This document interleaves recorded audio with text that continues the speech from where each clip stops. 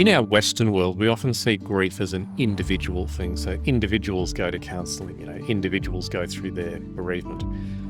Grief is a family thing as well. It affects and ruptures a family unit. Family dynamics change, and everyone has their own grief reaction. Everyone might grieve differently. You might have some people who hold it all in, and that's okay. And you might have people who let it all out, and that's okay too. The rub is when you've got both of those people in the same family and they each think they need to do what they're doing. So we often give a little bit of psychoeducation to families about there's no right or wrong way to grieve. What might work best in your family is if you just understand each other's grieving style or grieving pattern and extend a little bit of grace toward that. How children grieve is often directly informed by how their parents and caregivers grieve. And so what we find is what walks in parents runs in children.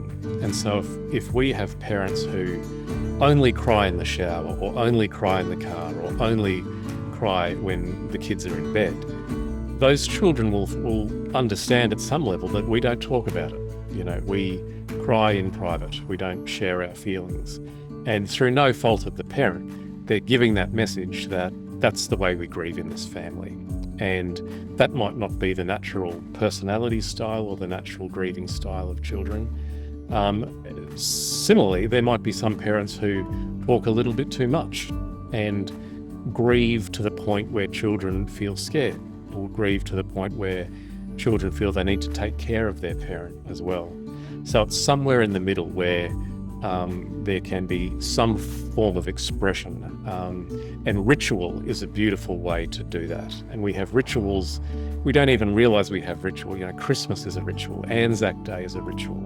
Birthday parties are a ritual. So rituals hold meaningful and significant events that we can all come together as a community or a family to help hold big feelings, whether they're positive or negative. So that might be a ritual of lighting a candle or visiting someone in a cemetery or any possible, mix of things.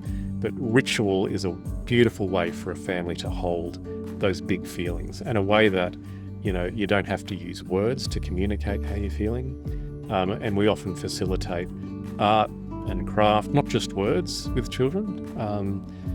Mel and Di McKissick say, children are communicating all the time. Sometimes they use words as well. And so there can be any way of helping communication to happen. Words is but one of them. So as a family, you might sit around the dining table drawing pictures or going through a scrapbook or cutting pictures out of magazines that help represent big feelings. So there's lots of different ways other than just eyeballing someone and talking about big stuff that families can use to help share feelings with each other.